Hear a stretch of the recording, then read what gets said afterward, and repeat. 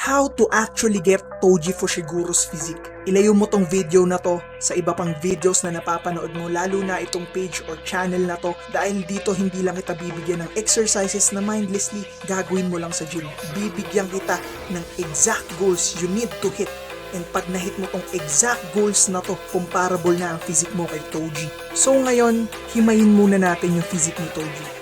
Toji has a V-taper, and yung prominent features ng physique niya is the shoulders, yung strong back, armored chest, and small waist. Lahat ito ay nagko-complement para bigyan siya ng very strong, muscular, and beautifully proportioned physique. Ngayon, kailangan natin maging realistic. Hindi tayo nabubuhay sa mundo ng Jujutsu Kaisen. So, kailangan natin dalhin si Toji dito sa real world. And kung nabubuhay man dito si Toji sa real world, I'm sure kayang-kaya niyang gawin lahat ng feat of strength na sasabihin ko. And oo nga pala, si Toji ay 6'1" and ang weight niya is 190 pounds. So ang unang-una is yung sikat na sikat and very strong back ni Toji. I'm sure kayang-kaya niya i-pull yung 70% ng body weight niya sa pull-ups. So that is 133 pounds attached sa weighted pull-ups. For the shoulders naman is the overhead press. Kayang-kaya niyang i-press 152 pounds or 80% of his body weight for 5 to 8 reps din.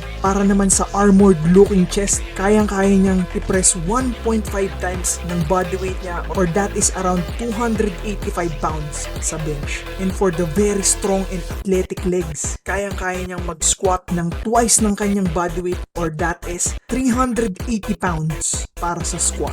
Lahat ng ito ay kaya niyang i-perform while being at around 12% body fat. Alam ko napakahirap, pero lahat ng ito ay achievable naturally. And oo nga pala, kung gusto mo ng step-by-step, scientifically structured workout program, check mo yung link in my bio. And dyan makikita mo yung V-tapered step-by-step program ko. And ngayon pa lang, kino-congratulate na kita. Maraming salamat sa panonood, and I will see you in the next video. Peace.